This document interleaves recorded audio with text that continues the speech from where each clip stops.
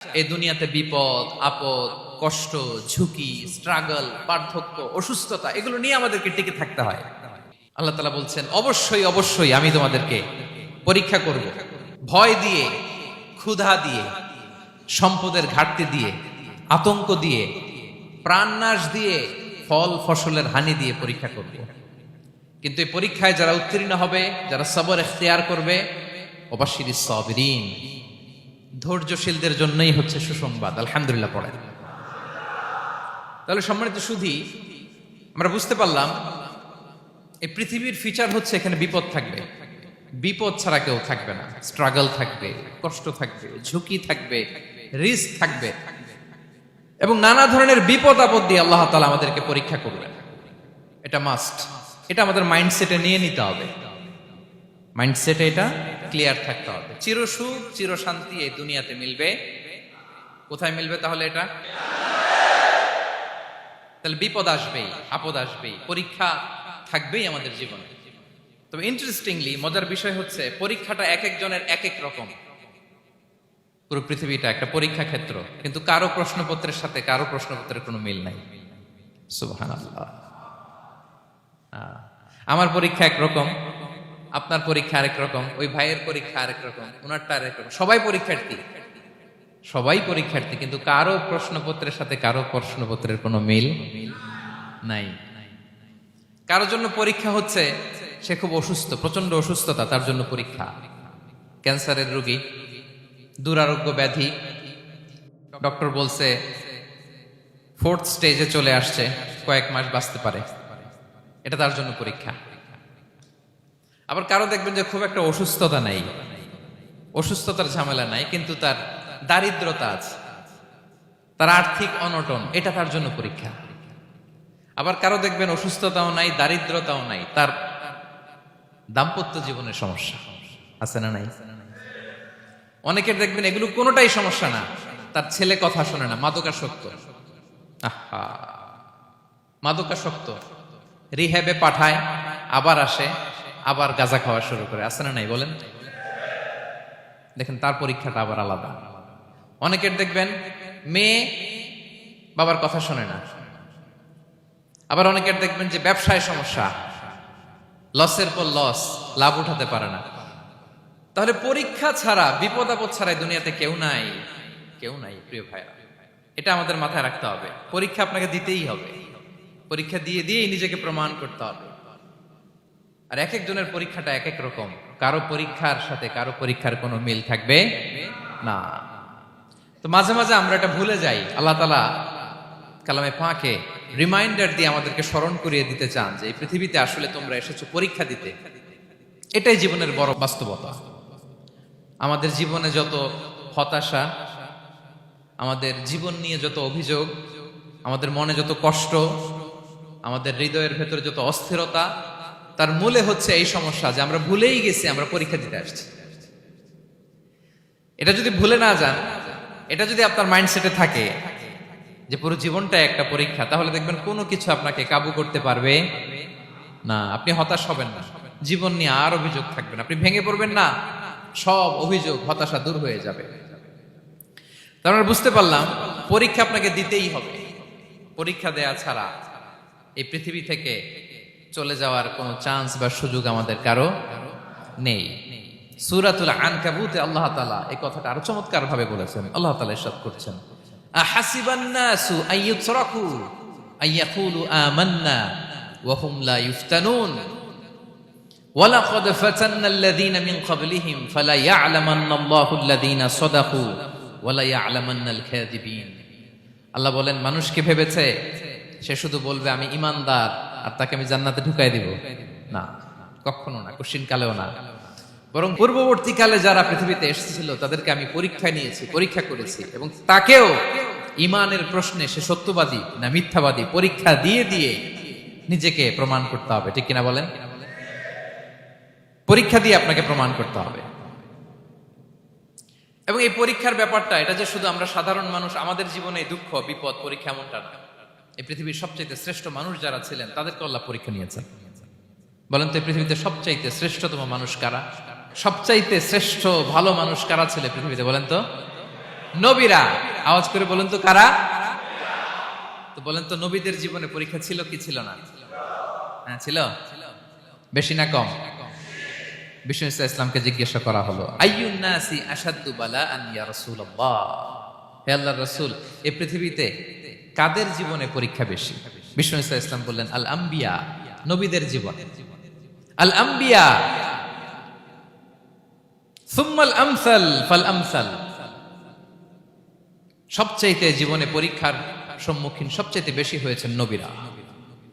তারপরে নবীদের পরবর্তী অবস্থান যাদের, সিদ্দিকিন যারা, সোহাদা যারা, সালিহিন যারা, আল্লাহওয়ালা যারা, তাদের জীবনে পরীক্ষা বেশি। ইউবতালার রাজুলু আলা হাসাবি দীনি, ব্যক্তির দিনদারি যত বেশি, তার জীবনে আল্লাহর পরীক্ষাও তত বেশি। আপনি আল্লাহওয়ালা হবেন, আপনার জীবনে পরীক্ষাও অনেক বেশি। এজন্য ইমানদার হওয়া যেমনি মর্যাদার, ইমানদারের জীবনে পরীক্ষাও হবে অনেক বেশি। এবং পরীক্ষা যত বড়, খেয়াল রাখতে হবে, মন খারাপ করার কোনো সুযোগ নেই। পরীক্ষা যার জীবনে যত বড়, সেটাতে সফল হতে পারলে ওটার প্রতিদানও বড়। পরীক্ষা যত বড়, এটাতে সাকসেস হইতে পারলে এটার রিওয়ার্ডও তত বড়। বিষ্ণু ইসলাম বলেন, ইযামুল জাযাই মাআ ইযামিল বালা, বালা যত বড়, জাযাও তত বড়, প্রতিদানও তত বড়। আপনারা নবীদের জীবনে যদি খেয়াল করেন, দেখবেন যেই নবীর জীবনে পরীক্ষা যত বেশি, সেই নবীর জীবনে সফলতাও তত বেশি। সাইয়েদনা ইব্রাহিম আলাইহিস সালামের কথাটা একটু খেয়াল করেন তো, বলেন তো, ওনার জীবনে পরীক্ষা কেমন ছিল? বেশি না কম? ওনার জীবনের পরীক্ষা থেকেই তো আমরা এই শব্দটা ব্যবহার করি। আমরা বলি অগ্নি পরীক্ষা। কি বলি? মানে আগুনে নিক্ষেপ করা হয়েছে সাইয়েদনা ইব্রাহিম আলাইহিস সালামকে, তাও স্বাভাবিকভাবে না, উলঙ্গ করে, ন্যাকেট করে ওনাকে অপমানিত করবার জন্য ওনার গায়ের জামা কাপড় খুলে উলঙ্গ অবস্থায় আল্লাহর খলিল সাইয়েদনা ইব্রাহিম আলাইহিস সালামকে অগ্নিকুণ্ডে নিক্ষেপ করা হয়েছিল। এরকম এক্সপেরিয়েন্স এই অডিটোরিয়ামের ভেতরে আমাদের কখনো হয়েছে? তাইলে সাধারণ মানুষের জীবনের পরীক্ষা আর নবীদের জীবনের পরীক্ষার মধ্যে পার্থক্য আছে না নাই? ওই পরীক্ষায় উনি পাশ করে ফেললেন। ৮৬ বছর পর্যন্ত আল্লাহর কাছে দোয়া করলেন, আল্লাহ আমাকে একটা নেককার সন্তান দাও। আল্লাহ সন্তান দেয় না। ৮৬ বছর পরে আল্লাহ তাআলা সাইয়েদনা ইব্রাহিম আলাইহিস সালাম এবং হাজারের ঘরকে উজালা করে সন্তান দিলেন। সাইয়েদনা ইসমাঈল আলাইহিস সালাম পৃথিবীতে আসলেন কত বছর বয়সে? ৮৬ বছর বয়সের এখানে কেউ আছেন? হ্যাঁ, আছি আমরা? কেউ নাই। ৮৬ বছর বয়সে প্রথম সন্তান পেয়েছে। তাদের ঘরকে উজালা করে আল্লাহর নবী সাইয়েদনা ইসমাঈল আলাইহিস সালাম আসলেন। এবার আল্লাহ বললেন, যাও স্ত্রীকে আর এই কলিজার টুকরা সন্তানকে, থাকো তো প্যালেস্টাইনে, প্যালেস্টাইন থেকে ১৫০০ কিলোমিটার দূর, দ্য ব্যারেন ল্যান্ড, ওই মক্কার ধুধুমরু প্রান্তরে রেখে আসো, যেখানে কেউ নাই, মানুষ নাই, গাছ নাই, পাখি নাই, পানি নাই, যাও রেখে আসো। আচ্ছা বলেন তো, ৮৬ বছর পরে যে লোকটা সন্তান পেল, বুঝে শুনে উত্তর দিয়েন, ৮৬ বছর পরে যে লোকটাকে আল্লাহ তাআলা সন্তান দিল, তার হৃদয়ে ওই সন্তানের জন্য মায়া বেশি না কম? এমনি তো আমাদের প্রথম সন্তান, আমাদের প্রথম সন্তানের হিস্ট্রিটা একটু খেয়াল করেন তো। প্রথম আমাদের যে মেয়ে হয়েছিল বা যাদের ছেলে হয়েছিল, তার প্রতি আদর, সোহাগ, দরদ, ভালোবাসা, আল্লাহ কত ছিল। আর ৮৬ বছর বয়স আল্লাহ তাআলা ওনাকে সন্তান দিলেন, দিয়ে বললেন, যাও হাজারকে আর ইসমাঈলকে মক্কার ধুধুমরু প্রান্তরে রেখে আস। আল্লাহ তাআলা বলতে দেরি, চলে যেতে দেরি নাই, মুহূর্তে উনি রওনা হয়ে গেলেন। সুবহানাল্লাহ পড়বেন না? রেখে আসলেন মক্কার ধুধুমরু প্রান্তরে। এবার আল্লাহ বললেন, যাও রিটার্ন ব্যাক টু প্যালেস্টাইন, প্যালেস্টাইনে চলে যাও। চলে গেলেন, হৃদয়টা ভেঙে খান খান। অনেক বছর পরে আল্লাহ তাআলা আবার অনুমতি দিলেন, যাও এবার ছেলেকে দেখে আসতে পারো, যাও প্যালেস্টাইন থেকে আবার মক্কায় যাও। সাইয়েদনা ইব্রাহিম আলাইহিস সালাম প্যালেস্টাইন থেকে আবার ১৫০০ কিলোমিটার পথ পাড়ি দিয়ে, এখনকার মতো ফ্লাইটে যায় নাই, গাড়িতেও না, উটে করে। কিসে করে? উনি যে কতবার মক্কা থেকে ফিলিস্তিন এসেছেন আর গিয়েছেন, কোনো ইয়ত্তা নাই, হিসাব নাই। গেলেন, এবার ছেলেটা হাঁটতে পারে, দৌড়াতে পারে, একটু একটু কথা বলতে পারে, আব্বা আব্বু ডাকতে পারে। কেমন মায়া লাগে বলেন তো? মায়া ভালোবাসায় যখন টইটম্বুর, ঠিক ওই মুহূর্তে আল্লাহ বললেন ছেলেকে জবাই করো, জবাই করো ছেলেকে। আল্লাহ তাআলা বলতে দেরি করেছেন, আল্লাহর আদেশ পালনে 1 সেকেন্ডও তিনি দেরি করেন নাই। ছুরি চালালেন, জান্নাত থেকে দুম্বা নিয়ে আসা হলো। এভাবে আল্লাহর নবী ইব্রাহিম আলাইহিস সালাম ওনার জীবনের প্রতিটি ক্ষেত্রে যেখানে আল্লাহ তাআলা ওনাকে পরীক্ষা নিয়েছেন, উত্তীর্ণ হয়েছেন। এবং দেখেন ওনাকে আল্লাহ তাআলা কি উপহার দিলেন, আল্লাহ তাআলা ওনাকে খলিলুল্লাহ উপাধি দিলেন, আল্লাহর বন্ধু। সুবহানাল্লাহ বলেন। আল্লাহ তাআলা বলছেন, ওয়া ইযি বিতালা ইব্রাহিম রাব্বুহু বিকালিমাতিন ফাআতাম্মাহুন ক্বালা ইন্নী জাইলুকা লিন-নাসি ইমামা। আল্লাহ অনেকগুলো পরীক্ষা নিয়েছিলেন সাইয়েদনা ইব্রাহিম আলাইহিস সালাম, প্রতিটা পরীক্ষায় সাকসেসফুলি পাস করেছেন, গোল্ডেন এ প্লাস। আল্লাহ বলেন, ইন্নী জাইলুকা লিন-নাসি ইমামা, I'm gonna make you the leader for the entire human being. I'm gonna appoint you as a leader for the entire universe. গোটা বিশ্বের জন্য, গোটা মানবতার জন্য আমি তোমাকে লিডার বানায় দিলাম। ইযমুল জাযাই মা'a ইযমিল বালা। পরীক্ষা যত বড়, ওই পরীক্ষায় পাশ করলে ওইটার ফলাফল ও প্রতিদানও বড়। তাহলে দেখেন প্রিয় ভাইরা, সাইয়েদনা ইব্রাহিম আলাইহিস সালামের জীবনে পরীক্ষার কোনো শেষ ছিল না। আমি আপনি কোথায়? আল্লাহর খলিলের জীবনে যদি এত পরীক্ষা থাকতে পারে, আমি আপনি কোথায় বলেন তো? এবার বলেন, সাইয়েদনা মূসা আলাইহিস সালাম, ওনার জীবনে তো কোনো পরীক্ষা টরীক্ষার ছিল না। হ্যাঁ, গুণে শেষ করতে পারবেন? জন্মটাই তো হয়েছে পরীক্ষার মধ্য দিয়ে। মিশরের ছেলে সন্তান হইলেই ফেরাউন বলছে জবাই করো। ওনার মা এরকম সিন্ধুকে করে ভাসায় দিলেন নীল নদীতে। আল্লাহু আকবার! কি একটা রোমাঞ্চকর পরিস্থিতির মধ্য দিয়ে আল্লাহ তাআলা ওনাকে বাঁচালেন। সুবহানাল্লাহ। জন্মই হয়েছে পরীক্ষার মধ্যে দিয়ে। বড় হইলেন, ফেরাউনের ভয়ে দেশ ত্যাগ করলেন, মিশর থেকে মাদিয়ান। আবার আল্লাহর আদেশে যখন ফিরে আসলেন, আবার ফেরাউনের সাথে তর্ক বিতর্ক, যুদ্ধ। একটা রাত আল্লাহ নবী মুসা আলাইহিস সালাম শান্তি মতো মিশরে ঘুমাতে পারে নাই। একটা রাত শেষ পর্যন্ত এই ফেরাউন মুসা আলাইহিস সালামকে ধাওয়া করেছে। ফেরাউনের ধ্বংসের আগ পর্যন্ত সে মুসা আলাইহিস সালামকে ধাওয়া করেছে। তার মানে মুসা আলাইহিস সালাম এই বিপদ আপদ পরীক্ষা এগুলো থেকে মুক্তি পান নাই। এবার বলেন ঈসা আলাইহিস সালামের কথা। ওনার জীবনে তার পরীক্ষা ছিল না? কি পরীক্ষা ছিল? হ্যাঁ, আল্লাহু আকবার। Same scenario goes to the biography of every messenger in the world. পৃথিবীর সব নবীর ক্ষেত্রে একই ঘটনা ঘটেছে। সাইয়েদনা ঈসা আলাইহিস সালাম দাওয়াত যখন দিলেন, ওনার বিরোধিতা শুরু হলো, ওনাকে হত্যার ষড়যন্ত্র হলো। ইভেন কি ওনাকে মারার জন্য বনি ইসরাইলেরা উদ্ধত হলো, জানে বাঁচবার জন্য পালালেন। এক ঘরে ঢুকলেন, চারদিক দিয়ে ঘেরাও করলো। উনি দরজা জানালা লাগাই দিলেন। ওরা বললো, একজন দরজা ভেঙে জানালা ভেঙে ভিতরে ঢুকো, ঢুকে দেখো বেটা ঈসা কি করে। একজন ভিতরে ঢুকছে, ঢুকার সাথে সাথে বল রাফাআহুল্লাহু ইলাইহি, আল্লাহ তাআলা ঈসা আলাইহিস সালামকে উপরে উঠায় নিলেন। আর যেই লোকটাকে তারা ভিতরে ঢুকালো, তার চেহারাকে আল্লাহ তাআলা ঈসা আলাইহিস সালামের চেহারার মতো করে দিলেন। এবার তার বাইরের সাথীরা বলে, ঘটনা কি বেটা? ঈসাও বেরোয় না, আমাদের লোকটাও বেরোয় না, সবাই ঢুক। দরজা ভেঙে ভেতরে ঢুকে দেখে ঈসা দাঁড়ায় আছে। সে বলেন তো, এটা ঈসা না মিসা? এটা কি আসল ঈসা? ওমা কতালু ওমা সলাবু ওয়ালাকিন শুব্বিহা লাহুম। আল্লাহ বলে, তোমরা আমার নবী ঈসাকে হত্যাও করতে পারো নাই, শুলেও চড়াতে পারো নাই, আমি সেফটি সিকিউরিটি দিয়ে আমার নবী ঈসা আলাইহিস সালামকে আকাশে তুলে নিয়েছি। তাহলে ওনার জীবনে পরীক্ষার শেষ ছিল না। এবার যদি আমরা বিশ্বনবী সাল্লাল্লাহু আলাইহি ওয়াসাল্লামের জীবনের দিকে তাকাই, ওনার জীবনটা দেখেন তো।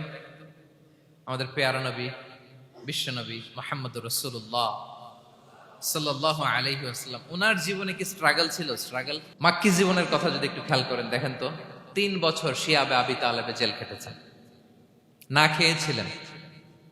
ওনার বংশের লোকেরা প্রথমে ছাগল খেয়েছে, ছাগলগুলো যখন শেষ, ছাগলের চামড়াগুলো শুকিয়ে ওইটা খাইছে। গাছের পাতা ছাল এগুলো খেয়ে খাবারের অভাবে বেহুশ হয়ে পড়ে থাকতো তারা, না খেয়ে। না খেয়ে কয়দিন ছিলেন আপনি? আমি কয়দিন ছিলাম না খেয়ে? মনেই তো পড়ে না, না খেয়েছিলাম কিনা কোনোদিন। এ হচ্ছে মাক্কি জীবন। মেন্টালি প্রেসার দেয়া হয়েছে। বিশ্বনবীর চাচা আবু লাহাব, তার 2 ছেলে উতবা আর উতাইবা, এদের সাথে বিয়ে দিয়েছিলেন 2 মেয়ের। যখন দাওয়াত দেওয়া শুরু করলেন, 2 মেয়েকে ডিভোর্স দিয়ে দিল। দেখেন, একটা বাবার জন্য প্রাপ্তবয়স্কা মেয়েকে যখন উঠায় নেওয়ার আগে ডিভোর্স দেয়, তার মানসিক অবস্থাটা কেমন থাকে বলেন?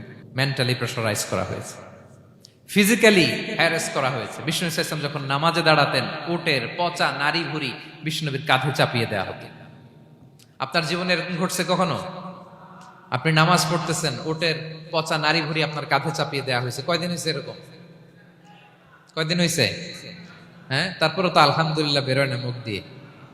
কেমন আছেন হুজুর কোয়েন না, বেশি একটা সুবিধার না, তাই না? বেশি একটা একটু মিলাবেন। কতটুকু পরীক্ষা আমরা দিয়েছি।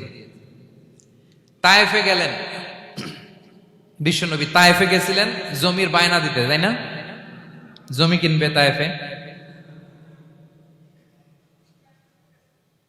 তায়েফবাসীদেরকে জাহান্নামের আগুন থেকে বাঁচাতে গিয়েছিলেন, নিজের জন্য না। সেখানে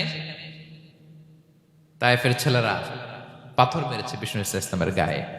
এত শুভ্র দেহ ছিল, চেহারা ছিল, বিষ্ণুবীর গা দিয়ে ঝরঝর করে রক্ত ঝরেছে। ফিজিক্যাল হ্যারাসমেন্টের শিকার হয়েছেন বিষ্ণু ইসলাম। যখন যেদিন বিষ্ণু ইসলামকে হত্যার ষড়যন্ত্র করা হলো, আল্লাহ তাআলার আদেশে তিনি মক্কা থেকে মদিনা হিজরত করলেন। মদিনাতে যে একটা রাত, সপ্তম হিজরির আগ পর্যন্ত শান্তিতে ঘুমাতে পারেন নাই। 3 দিকে 3 ইহুদি বসতি, বনু কাইনুকা, বনু নদীর, বনু কুরাইজা। আহা, খাওয়ার মধ্যে বিষ মিশিয়ে দেয়া হয়েছিল বিষ্ণু ইসলামের। বাজুর, খাসির বাজুর রান পছন্দ করতেন। এক ইহুদি মহিলা বিষ্ণু ইসলামের ওই রানের মধ্যে বিষ মিশিয়ে দিয়েছিল। ওই বিষের যন্ত্রণায় মৃত্যুর আগ পর্যন্ত বিষ্ণুনবী কাতরাতেন, এবং উনি ইন্তেকালের সময় ওই বিষের ব্যথা যন্ত্রণাতে ইন্তেকাল করেছেন। বিষ্ণুনবীর ইন্তেকালটা শাহাদাতের ইন্তেকাল ছিল। বিষ্ণু ইসলাম বলেছেন, ওই যে খায়বার এলাকার ওই মহিলা যে আমার খাবারে বিষ মিশিয়েছিল, সেই বিষের যন্ত্রণা, বেদনা, কষ্ট আমি অনুভব করছি। খেয়ে না খেয়ে দিন প্রচারের কাজে নিজেকে দিয়েছ বিলিয়ে, তায়েফের কাফিরেরা চিনল না সে আলো, দুষ্ট ছেলেদের পিছু দিল লেলিয়ে, পাথরের আঘাতে ক্ষত বিক্ষত হয়ে সারা শরীর থেকে রক্ত ঝরে। হে রাসূল তোমাকে ভুলি আমি কেমন করে, হে রাসূল তোমাকে ভুলি আমি কেমন করে। হাজার ব্যথা বেদনার পরে ফিরে আসনি তুমি আপন ঘরে, দিনের আলো তুমি ছড়িয়ে দিতে চলে গেলে মদিনায় মক্কা ছেড়ে। হে রাসূল তোমাকে ভুলি আমি কেমন করে, হে রাসূল তোমাকে ভুলি আমি কেমন করে। ঠিক কিনা বলেন? একটা রাত শান্তিতে, শান্তির ঘুম তিনি দিতে পারেন নাই। প্রিয় ভাইরা, তাহলে আমরা কি বুঝলাম? বিশ্বনবীর জীবনও পরীক্ষা ছিল কি ছিল না? আমাদের উপায় আছে? আমরা বাঁচতে পারবো এই বিপদ আপদ পরীক্ষা ঝঞ্ঝাল থেকে? বাঁচতে চাইলেও বাঁচতে পারবো? পারবো না। ইমাম মালিক আলাইহি রাহমা নাম শুনেছেন? ইমাম মালিক, ওনার জ্ঞান থেকে লাখো লাখো মানুষ উপকৃত হয়েছে, কোটি কোটি মানুষ উপকৃত হয়েছে। মদিনার রাস্তায় রশি দিয়ে ওনাকে টেনে হিচড়ে এক এলাকা থেকে আরেক এলাকায় নিত জালেম বাদশারা। ইমাম মালিক আলাইহি রাহমা। ইমাম আহমদ ইবনে হাম্বল, ওনাকে বেত্রাঘাত করা হতো, চাবুক দিয়ে পেটানো হতো। আমাদের মাযহাবের ইমাম আল ইমাম আল আযম আবু হানিফা আলাইহি রাহমা, ওনাকে কারাবন্দী করা হয়েছিল। তার মানে দেখেন, যত বড় বড় স্কলার, যত বড় বড় মাশায়েখ, এমনকি আম্বিয়া আলাইহিমুস সালাম, ওনারাও পরীক্ষা বিপদ আপদ থেকে রেহাই পান। পাইছে? তাহলে আপনি আর আমি পাবো? বলেন তো। তাহলে এটা আমাদের ব্রেইনে গেঁথে নিতে হবে যে জীবন মানেই এখানে বিপদ থাকবে, পরীক্ষা থাকবে, স্ট্রাগল করে করে আমাকে আগাতে হবে। কেউ আমার জন্য রেড কার্পেট বিছিয়ে রাখবে না। এই জীবনটা বড় জটিল। This is life, how it's design. এভাবেই পৃথিবীকে ডিজাইন করা হয়েছে। এখানে বিপদ আছে, কষ্ট আছে। এই পরীক্ষা দিয়ে দিয়ে আপনাকে উত্তীর্ণ হতে হবে। বুঝতে পেরেছেন প্রিয় ভাইরা? নাও দ্য কোশ্চেন আরাইজ, এখন প্রশ্ন হচ্ছে কেন আল্লাহ এই পরীক্ষা নেন? কেন আল্লাহ তাআলা সূরা মুলকে বলেছেন এই পৃথিবী সাজানোর, এই জীবন মৃত্যুর এই খেলা, এটার উদ্দেশ্যটাকে আল্লাহ তাআলা স্পষ্ট করে বলেছেন, আল্লাযী খালাকাল মাউতা ওয়াল হায়াতা লিয়াবলুয়াকুম আইয়ুকুম আহসানু আমালা। জীবন মৃত্যু দিয়ে তোমাদের জীবনকে সাজানো হয়েছে এজন্য, যাতে করে তিনি তোমাদের পরীক্ষা করতে পারেন। কি করতে পারেন? তোমাদের মধ্যে কে সৎকর্মে অগ্রগামী, কে কাজে ভালো, আমলে ভালো, এটা দেখার জন্য। বেসিকলি আল্লাহর দেখার প্রয়োজন নাই, আমাদেরকে দেখানোর জন্য এই পরীক্ষার আয়োজন। আমি ভালো করবো না খারাপ করবো এটা আল্লাহ জানে না? তো ওনার পরীক্ষা করা লাগে কেন? কথা বলেন। আমি জান্নাতি না জাহান্নামী এটা আল্লাহ জানেন না? বেসিকলি আমাদেরকে জানানোর জন্য এই পরীক্ষার আয়োজন। কাদেরকে জানানোর জন্য?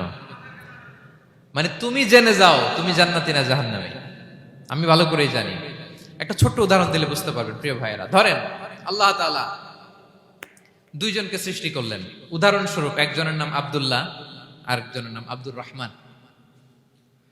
সৃষ্টির পরে আব্দুল্লাহকে বললেন, আব্দুল্লাহ আমি জানি তুমি পৃথিবীতে 50 বছর হায়াত পাইতা, খুব ভালো কাজ করতে, তুমি দুনিয়াতে অনেক ভালো কাজ করতে, এটা আমি আগেই জানি, আমার অসীম জ্ঞান বলে আমি আগে থেকেই জানি। তো যাও, তোমার এইমাত্র সৃষ্টি করলাম, যাও তুমি জান্নাতে ঢুকে যাও, কারণ আমি জানি তুমি জান্নাতি হবে। আচ্ছা, আর আব্দুর রহমান তুমি পৃথিবীতে খুব খারাপ কাজ করতে, এটা আমি জানতাম, তোমারে পাঠাইলে খারাপ কাজ করবা, তুমি সীমালঙ্ঘন করবা, অন্যায় করবা, অপরাধ করবা, তুমি জাহান্নামী হবা, যাও। যেহেতু আমি জানি পরীক্ষার আর দরকার নেই, তোমারে জাহান্নাম দিয়ে দিলাম, যাও ঢুকে যাও। আব্দুল্লাহ ঠিকই জান্নাতে ঢুকে যাবে, আব্দুর রহমান কি ঢুকবে? ঢুকবে। সে বলবে, আল্লাহ এইমাত্র আমারে বানাইলেন, এইমাত্র আপনি আমাকে সৃষ্টি করলেন, সৃষ্টি করেই বলতেছেন তুমি জাহান্নামে যাও, আর বলতেছেন আমি জানি দুনিয়াতে পাঠালে তুমি খারাপ কাজ করবা, তুমি জাহান্নামী হবা, পাঠানোর আর কি দরকার, আগে থেকে জাহান্নামে যাও। আল্লাহ আপনি জানলে জানতে পারেন, আমি তো জানি না। ঠিক কিনা বলেন? সে বলবে, না আল্লাহ আপনি ভুল বলতেছেন, এই দুনিয়াতে পাঠাইলে আমি খুব ভালো কাজ করতাম, আমি সীমা লঙ্ঘন করতাম না, নামাজ পড়তাম, রোজা রাখতাম, হজ করতাম, যাকাত দিতাম, সাদাকা করতাম, চ্যারিটি করতাম, জনকল্যাণকর সব ভালো কাজগুলো আল্লাহ আমি করতাম। এজন্য আল্লাহ তাআলা পরীক্ষার আয়োজন করেছেন, যাতে করে তুমি জেনে যাও যে পৃথিবীতে তুমি কি করেছো। এখন আর আল্লাহকে এক্সকিউজ দেওয়ার সুযোগ নেই। আচ্ছা বলেন তো, আবু জাহেলকে যদি আল্লাহ এখন কিয়ামতের দিন বলে, Abu Jahl go to the hell fire, আবু জাহেলের কিছু বলার সুযোগ আছে? কারণ ও দুনিয়াতে কি করে আসছে এটাও জানে না। ফেরাউনকে ডেকে যদি আল্লাহ বলে, ফেরাউন তুমি জাহান্নামে যাও, go to the hell fire, ওর কি কোনো এক্সকিউজ দেওয়ার সুযোগ আছে? বলেন, সুযোগ আর আছে? কারণ তুমি দুনিয়াতে কি করেছো তোমার চেয়ে ভালো কেউ আর জানে। তা পৃথিবীতে এই পরীক্ষার এই আয়োজনের সবচাইতে বড় উদ্দেশ্য হচ্ছে যাতে করে আমরা দেখে যাই যে আমরা কি কাজ করছি। কেউ যখন পরীক্ষা দেয় প্রিয় ভাইরা, ওই পরীক্ষায় কত পাবে তার একটা হিসাব আছে না? বলেন, আপনি গণিত পরীক্ষা দিয়ে আসছেন, যে 100তে 100 পাবে সে বলতে পারে আমার সব অঙ্ক হয়েছে, ঠিক কিনা বলেন? আর যে লাড্ডু গুড্ডু বুঝছেন তো, কিছুই পারে নাই, ঘোড়ার ডিম, তারও একটা হিসাব আছে যে সে কিছুই লিখে আসতে পারে নাই। তাই পৃথিবীতে এই পরীক্ষার আয়োজনের প্রধানতম কারণ হচ্ছে যাতে করে আমরা বুঝে যেতে পারি যে আমরা কোথায় যাব, জান্নাতে না জাহান্নামে। প্রিয় সুধী, এ পর্যায়ে আমরা জানবো এই যে পরীক্ষা আল্লাহ তাআলা নিচ্ছেন আমাদেরকে, এই পরীক্ষায় সফল হওয়ার মূল মন্ত্র কি। কোরআনে বিভিন্ন আয়াতে এই পরীক্ষার কথা বলা হয়েছে এবং এই পরীক্ষার সফলতার মূল মন্ত্রও কোরআনে ঘোষিত হয়েছে। আলহামদুলিল্লাহ বলেন। যে আয়াত দিয়ে আমি শুরু করেছি, এই আয়াতে আল্লাহ তাআলা বলেছেন, ওয়াবাশশিরিস সাবিরিন, নবী হে ধৈর্যশীলদেরকে আপনি সুসংবাদ দিন, ধৈর্যশীলদেরকে সুসংবাদ দিন। তার মানে বিপদে ধৈর্য ধারণ করতে হবে প্রিয় ভাইরা। ইন্নামাস সাবরু ইনদা সাদামাতিল উলা, বিপদে আমরা অনেক সময় প্যানিক হয়ে যাই, অস্থির হয়ে যাই, কি করব, হতাশ না। মুমিনরা হতাশ হয় না, ধৈর্য ধারণ করে। কি করে? কি করে? ধৈর্য ধারণ করার শক্তি দাও গো মেহেরবান আমায়, দাও গো মেহেরবান। পড়েন, ধৈর্য ধারণ করার শক্তি দাও গো মেহেরবান, আমায় দাও গো মেহেরবান। সবাই বলুন একসাথে, ধৈর্য ধারণ করার শক্তি দাও গো মেহেরবান, আমায় দাও গো মেহেরবান। বুকের ভেতর ব্যথার নদী বইছে অবিরাম, বইছে বইছে অবিরাম। পড়ুন, ধৈর্য ধারণ করার শক্তি দাও গো মেহেরবান, আমায় দাও গো মেহেরবান। পড়েন আমিন। আল্লাহ যেন বিপদে আমাদেরকে ধৈর্য ধারণ করার তৌফিক দান করে। প্রিয় ভাইয়েরা, ধৈর্য এটা এমন একটা গাছ যে গাছের সারা গায়ে কাটা, কিন্তু এই গাছের ফলটা বড় সুস্বাদু। আই রিপিট, আমি আবার বলছি, ধৈর্য এটা এমন একটা গাছ যে গাছের সারা গায়ে কাটা, কিন্তু ফলটা বড় মিষ্টি, ফলটা বড় সুস্বাদু। সবাই ধৈর্য ধারণ করতে পারে না। বিষ্ণু ইসলামকে আল্লাহ তাআলা নানা সময় আশ্বস্ত করেছেন, সান্ত্বনা দিয়েছেন, আর ধৈর্যের বাণী শুনিয়েছেন। আল্লাহ বলেন, ফাসবির কামা সবারা উলুল আজমি মিনার রসুল। নবী হে, আপনার আগে দৃঢ় প্রত্যয়ী নবীরা যেরকম ধৈর্য ধারণ করেছে, আপনিও ধৈর্য ধারণ করুন। সূরাতুল মুজাম্মিল আল্লাহ তাআলা বলছেন, ওয়াসবির আলা মা ইয়াকুলুনা ওয়াহজুরহুম হাজরান জামিলা। ওরা যাই বলুক, আপনি ধৈর্য ধারণ করুন, ওদের কথাকে ইগনোর করুন। Just ignore what they are saying to you. যা বলে আপনি জাস্ট ইগনোর করেন। ওরা বিষ্ণু ঈসা ইসলামের মনোবলকে ভেঙে দেওয়ার জন্য কখনো বিষ্ণু ঈসা ইসলামকে কবি বলে গালি দিত। কবি কি বলতো? শায়ের। কখনো বলতো মজনুন, পাগল। নাউজুবিল্লাহ পড়বেন না? পাগল বলে গালি দিত। মাঝে মাঝে বলতো কাহিন, গণক। মাঝে মাঝে বিষ্ণু ঈসা ইসলামকে তারা বলতো আবতার, লেস কাটা। মুহাম্মদ, তোমার ছেলে নাই, তোমার বংশ নির্বংশ হয়ে গেছে, তোমার নাম নেয়ার মতো কেউ নাই। আহা, কপাল পোড়া। গোটা বিশ্বব্যাপী বিষ্ণু ঈসা ইসলামের সুনাম সুখ্যাতি ছড়িয়ে দিয়েছে কে? আকাশ বাতাস মাড়িয়ে, সাত আকাশ ছাড়িয়ে আল্লাহর আরশ পর্যন্ত আল্লাহ তাআলা বিষ্ণু নবীর সুনাম সুখ্যাতিকে সৌচ্চ করেছেন। ঠিক কিনা বলেন? ইগনোর করুন। আপনাকে কবি বলে, গণক বলে, আপনাকে পাগল বলে, আপনাকে লেস কাটা বলে, জাস্ট ইগনোর দেন। বর্তমান সময়েও নানা ধরনের ট্যাগ আমাদেরকেও দেয় কি দেয় না বলেন? দেয়। আমাদেরকে কি বলে? মৌলবাদী বলে, বলে বলে ওই যে রাজাকার বলে। রাজাকার রাজাকার খেলার দিন শেষ। মন মতো হইলে মুক্তিযোদ্ধা, মন মতো না হইলে রাজাকার, এই দিন শেষ। ওই দিন আর নাই। এই কার্ড দিয়ে আর খেলার দিন নাই। এগুলো মানুষ আর খায় না এখন, এগুলো গিলে না আর। সাধারণ মানুষ বড্ড সচেতন। দেখেন, কালের বিবর্তনে, সময়ের আবর্তনে একই পরিক্রমা আমাদেরকেও ট্যাগিং করে। আমাদেরকে মৌলবাদী বলে, ব্যাকডেটেড বলে, রাজাকার বলে, জঙ্গি বলে, যুদ্ধাপরাধী বলে। আছে না এরকম? ওয়াসবির আলা মা ইয়াকুলুন, নিজের সাথে মিলায় নেন। যা বলে ধৈর্য ধারণ করো। ওয়াহজুরহুম হাজরান জামিলা, জাস্ট ইগনোর দেন, ভালোভাবে ইগনোর করেন, খালাস, সালাম দিয়ে কেটে পড়েন। তাহলে প্রিয় ভাইরা, এই বিপদ আপদ আমাদের পিছু ছাড়বে না, পিছু ছাড়বে না। নবীদের পিছু ছাড়ে নাই, আমরা কোথায়? আমরা আর কি? বিপদ আমাদেরকে ধৈর্য ধারণ করতে হবে, মনোবল হারাইলে হবে না।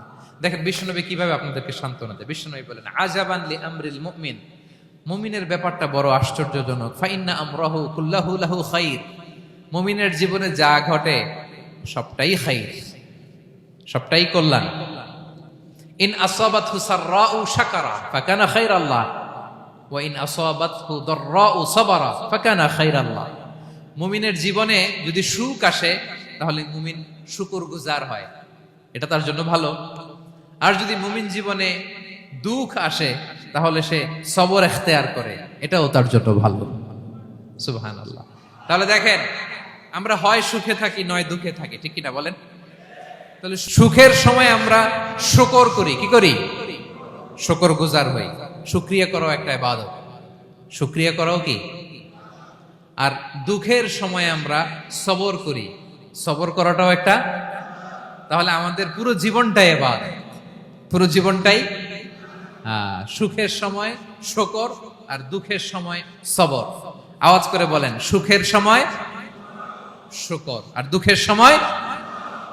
এই দুই ইবাদত মুমিন জীবনে চলমান, কন্টিনিউয়াস, একটা উইন উইন সিচুয়েশন। কি বলেন? উইন উইন হয়ে গেল না? যেই পরিস্থিতিতেই থাকে আমাদের জন্য লাভ। আল্লাহু আকবার। তাহলে প্রিয় ভাইরা, এটাই জীবনের বাস্তবতা। সবর আমাদেরকে ইখতিয়ার করতে হবে, হতাশ হওয়া যাবে না। অনেকে আমরা অল্পতে হতাশ হই। এই যে আমরা ধৈর্য ধারণ করছি, এর ফল পাচ্ছি না? দীর্ঘ 1.5 যুগ 1.5 দশক ধরে ধৈর্য ধারণ করছেন না আপনারা? এখন মুক্তি, স্বাধীনতা, বিজয় এনে দিয়েছে কে? ধৈর্য ধারণ করুন। ধৈর্যের যে ফলাফল, এটা বড় মিষ্টি। ধৈর্য এমন একটা গাছ, এই গাছের সারা গায়ে কাটা, কিন্তু এর ফলটা বড় সুস্বাদু, এর ফলটা বড় মিষ্টি। ধৈর্য ধারণ করার অভ্যাস করতে হবে প্রিয় ভাইরা। মুমিন হতাশ হয় না, হাল ছেড়ে দেয় না। মুমিন ভরসা রাখে একজনের উপর, তিনি কে? লা তাইয়াসু মির রাউহিল্লাহ, ইন্নাহু লা ইয়াইয়াসু মির রাউহিল্লাহ ইল্লাল কওমুল কাফিরুন। আল্লাহর রহ থেকে, রহম থেকে নিরাশ হয়ে যাও না। কাফির ছাড়া, অকৃতজ্ঞ ছাড়া কেউ আল্লাহর রহ থেকে, আশা থেকে নিরাশ হয় না। শয়তানের সবচেয়ে বড় মিশন হলো আমাদেরকে হতাশ বানানো। এটা খেয়াল রাখবেন। শয়তানের সবচাইতে বড় মিশন কি? আমাদেরকে হতাশ করে দেয়া। হতাশ বানাইতে পারলে সে সাকসেসফুল, খুশি। কিন্তু আমরা এত সহজে হতাশ হই না, আমরা নিরাশ হই না, আমরা বিপদে হাল ছেড়ে দেই না। আমরা ভরসা রাখি এক মহান সত্তার উপর, তিনি কে? মনে থাকবে? বিপদ আসলে ভেঙে পড়বেন, ভিসা না হইলে কান্নাকাটি শুরু করবেন, ব্যবসায় লস হইলে হাউমাউ, হ্যাঁ, দেশ থেকে কোনো দুঃসংবাদ আসলে হতাশ হবেন, ভেঙে পড়বেন। ধৈর্য ধারণ করব আমরা। আওয়াজ করে বলেন, আমরা কি করব? সবর। বিপদ ট্যাকেল দেওয়ার প্রথম স্টেপ হচ্ছে সবর। ধৈর্য ধারণ করতে হবে। অবশ্যই সাবিরিন, ধৈর্যশীলদেরকে সুসংবাদ দাও। বিপদ থেকে বাঁচার দ্বিতীয় স্টেপ হচ্ছে এই বিপদ থেকে উত্তরণের চেষ্টা করতে হবে। কন্টিনিউয়াস প্রচেষ্টা চালিয়ে যেতে হবে। ওয়াল্লাযীনা জাহাদু ফিনা লানাহদিয়ান্নাহুম সুবুলানা। যারা আমার রাস্তায় চেষ্টা করে, প্রচেষ্টা করে, স্ট্রাগল করে, তাদেরকে আমি পথ দেখিয়ে দেই, সুবুল দেখিয়ে দেই, ওয়ে আউট দেখায় দেই, এক্সিট দেখায় দেই। কোথাও আটকাবেন না আপনি, আপনাকে এক্সিট দেখায় দিবে কে? মালয়েশিয়াতে কেলুয়ার বলে না? কেলুয়ার কি বলে চিনেন? কেলুয়ার মানে কি? এক্সিট। এক্সিট পেয়ে যাবেন, আটকাবেন না আপনি জীবনে কোথাও। 3 নাম্বার, আল্লাহর উপর তাওয়াক্কুল করতে হবে বিপদ আসলে। ওমাইয়া তাওয়াক্কাল আলাল্লাহি ফাহুয়া হাসবুহ। আল্লাহর উপর যে তাওয়াক্কুল করে, আল্লাহই তার জন্য যথেষ্ট হয়ে যায়। তাহলে বিপদে প্রিয় ভাইরা আমরা প্যানিক হব না, ধৈর্য ধারণ করব, বিপদ থেকে উত্তরণের সর্বোচ্চ প্রচেষ্টা চালিয়ে যাব, আর ভরসা রাখবো একজনের উপর, তিনি কে? আর বিপদ আসলে এটাকে নেগেটিভলি নেবেন না সব সময়। বিপদ আপদ এটা অনেক পজিটিভ, ভালো জিনিস আমাদের জীবনে বয়ে নিয়ে আসে।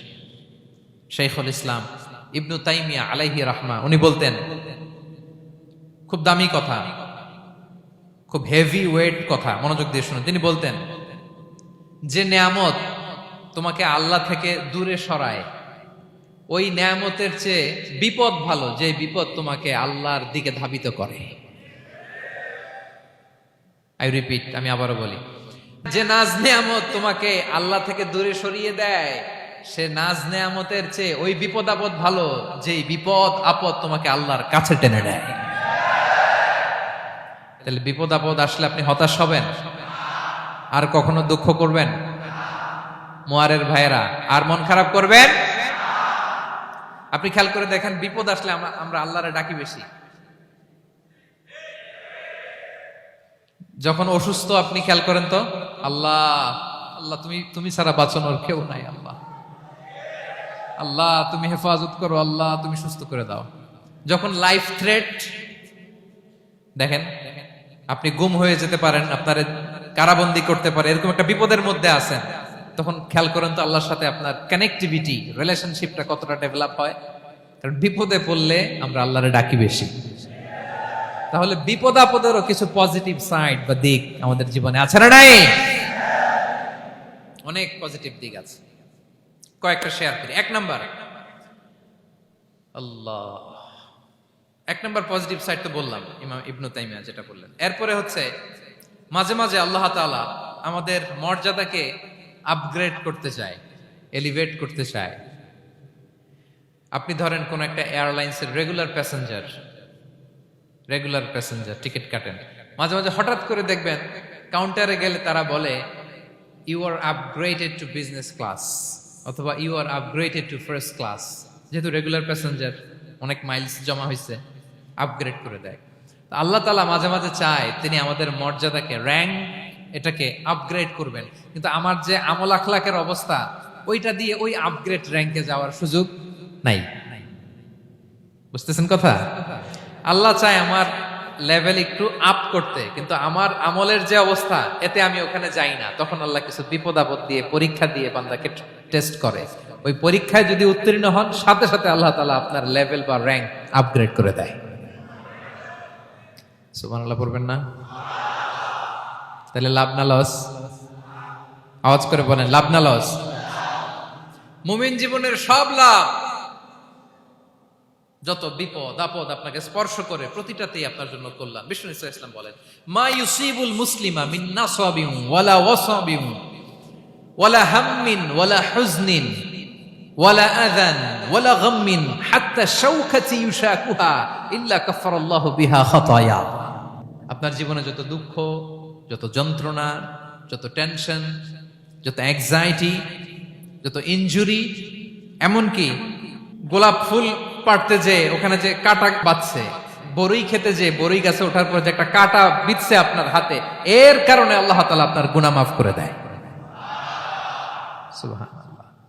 তাহলে বিপদ আপদ দিয়ে আল্লাহ বান্দার মর্যাদাকে আপগ্রেড করে। বিপদ আপদে ফেলে আল্লাহ তাআলা বান্দার পাপ মোচন করে। বিপদ আপদ দিয়ে আল্লাহ তাআলা বান্দার শাস্তি মওকুফ করে। এমন পাপ করছেন, এটার জন্য শাস্তি বরাদ্দ হয়ে গেছে, কিন্তু আল্লাহ তাআলা ওই শাস্তি থেকে মাঝে মাঝে আপনাকে বাঁচাতে চায়, তখন কিছু বিপদ দিয়ে বান্দারে পরীক্ষা করে। উত্তীর্ণ হলেই আল্লাহ তাআলা ওই শাস্তিকে মওকুফ করে দেয়। তাহলে আসুন সামারি করি, পুরো আলোচনাটার সামারি করি। এক নম্বর সামারি হচ্ছে বিপদ আপদ, পরীক্ষা, স্ট্রাগল, কষ্ট, এটা সুন্নাতুল্লাহি ফিদ দুনিয়া। এই দুনিয়ায় আল্লাহর সুন্নাত, এর বাইরে কেউ যেতে পারে না, ইভেন নট দ্য মেসেঞ্জার্স, নবীরাও না। আজকের আলোচনায় শুনছেন না নবীদের জীবন দিয়ে কি গেছে, ups and downs, test and trial, নবীরাও না। তাহলে এটা আমাদের মাইন্ডসেটের সাথে সেট আপ করে নিতে হবে যে অতীতে, বর্তমানে, ভবিষ্যতে বিপদ আপদ মুক্ত এই পৃথিবীতে কেউ থাকবে না। পারবেন? হ্যাঁ, এটা মাইন্ডসেটে নিয়ে নিতে হবে যে এটাই জীবন, বিপদ আপদ দিয়ে আল্লাহ পরীক্ষা করবেন। এটাই পৃথিবী, চির সুখ চির শান্তি এই পৃথিবীতে খুঁজলেই পাওয়া যায় না। শুরুতে বলছিলাম না, চির সুখ চির শান্তি। বলেন তো, এটা কি দুনিয়ার ফিচার না জান্নাতের ফিচার? জান্নাতের ফিচার দুনিয়ায় খুঁজলে পাওয়া যাবে? যাবে না। তাহলে আজকের আলোচনার এক নাম্বার লেসন হচ্ছে বিপদ আপদ এটা সুন্নাতুল্লাহি ফিদ দুনিয়া। এই দুনিয়া আল্লাহর সুন্নাত, এটা থেকে মুক্তি পাওয়ার কোনো সুযোগ নাই, নবীরাও পায় নাই। দুই নাম্বার লেসন, বাঁচার যেহেতু সুযোগ নাই, we have to face it with patience, intellect and tawakkul. বিপদে অস্থির হওয়া যাবে না, এটাকে ফেস করতে হবে উইথ পেশেন্স, ধৈর্যের সাথে। বিপদ আমরা মোকাবেলা করব কিসের সাথে? ধৈর্য। প্যানিক হবেন না, অস্থির হবেন না, ধৈর্য ধারণ করবেন উইথ ইন্টেলেক্ট। আল্লাহর দেয়া আপনার ইন্টেলেক্ট খাটিয়ে এই বিপদ উত্তরণের সর্বান্তকরণের চেষ্টা প্রচেষ্টা আপনার চালায় যেতে হবে। আর সবশেষে আত-তাওয়াক্কুল আলাল্লাহ, ডিপেন্ডিং অন আল্লাহ, ভরসা করব কার উপর? আল্লাহর উপর। পারা যাবে তো? আচ্ছা, দুইটা লেসন গেল। তিন নাম্বার লেসন হচ্ছে আমাদের ছেলে মেয়েদেরকে we have to educate our child regarding the test and trial in this দুনিয়া। দুনিয়ার এই বিপদ আপদের ব্যাপারে আমাদের ছেলে মেয়েদেরকে শেখাতে হবে, বুঝাতে হবে। ওরা ছোট মানুষ তো অস্থির হয়ে যায়, আব্বু আমার সাথে কেন এমন হয়, আমারই শুধু পেন্সিল চুরি হয়, আমারই শুধু এটা হয়, আমি পরীক্ষায় খারাপ করি, আমি ব্যথা পাই, আমার এই আমার সেই। ছোট মানুষ তো বুঝে না, ওরা বুঝাইতে হবে যে বাবা, this is the essence of life, এটাই জীবন, এটাই কি এই লাইফ হ্যাকস গুলো তাদেরকে শেখাইতে হবে। ডোন্ট বি প্যানিক, প্যানিক হওয়া যাবে না। This is how life is design, এটাই জীবন, বিপদ আপদ আসবে, এটাকে মেনে নিতে হবে, ছেলে মেয়েদেরকে শিখাইতে হবে, তাহলে তারাও প্যানিক হবে না। পারবেন তো ইনশাআল্লাহ? আচ্ছা, 4 নম্বর লেসন হচ্ছে যেটা আমরা জানলাম, এই বিপদ আপদ সবসময় আমাদের জন্য খারাপ না। সামটাইমস ইট ব্রিংস খায়ের for us if dealt properly. ঠিক মতো বিপদকে ডিল করতে পারলে এটা আসলে আমার জন্য আখেরে কল্যাণই বয়ে নিয়ে আসে। কি বলেন, তাই না? কল্যাণ বয়ে নিয়ে আসে। সব শেষ কথা হলো, আমরা যেন এই বিপদগুলোকে প্রপারলি ডিল করতে পারি, আমরা যেন সবর এখতিয়ার করতে পারি। আল্লাহর কাছে চাইতে হবে, দোয়া করতে হবে, কারণ তৌফিক দেওয়ার মালিক কে? আল্লাহর কাছে যেন আমরা কায়মনোবাক্যে প্রার্থনা করতে পারি, আল্লাহ এই বিপদকে যেন আমরা ডিল করতে পারি উইথ সাবর, উইথ ইন্টেলেক্ট, উইথ তাওয়াক্কুল। আসল হাতিয়ার হচ্ছে এটা, দোয়া। আল্লাহর কাছে চাইবেন, মনোযোগের সাথে চাইবেন, আন্তরিকতার সাথে চাইবেন। উদউল্লাহ ওয়া আনতুম মুকিনুনা বিল ইজাবা। বিষ্ণু বলেন এমন ভাবে চাও যেন তুমি অনেকটা কনফার্ম যে তোমার দোয়া আল্লাহ কবুল করবেনই, এমন ভাবে চাও। অনেকে রোবোটিক দোয়া করে। রোবোটিক দোয়া মানে দোয়ার মধ্যে প্রাণ নাই, ধ্যান নাই, মন নাই, আগ্রহ নাই, ভালোবাসা নাই, ওই দোয়া আল্লাহ কবুল করে না। মনোযোগ দিয়ে চাইতে হবে চাওয়ার মতো, তাহলে আল্লাহ তাআলার পক্ষ থেকে তৌফিক পাওয়া যাবে। পারা যাবে তো ইনশাআল্লাহ? আল্লাহ তাআলা আমাদের সবাইকে বিপদে আপদে ধৈর্য ধারণ করার তৌফিক দান করুক। নবীরা তাদের জীবনে যেভাবে স্ট্রাগল, আপস এন্ড ডাউনস, বিপদগুলোকে, টেস্ট এন্ড ট্রায়াল গুলোকে ডিল করেছে, আমরা যেন সেভাবে ডিল করতে পারি। আল্লাহ তৌফিক দান করুক। আল্লাহ তাআলা আমাদের সবাইকে কথাগুলো বোঝা আর আমল করার তৌফিক দান করুক। হাযা মা ইনদি ওয়াল ইলমু ইনদাল্লাহি আলাইহি তাওয়াক্কালতু ওয়া ইলাইহি উনীব। ওয়াসসালামু আলাইকুম ওয়া রাহমাতুল্লাহি তাআলা ওয়া বারাকাতুহু।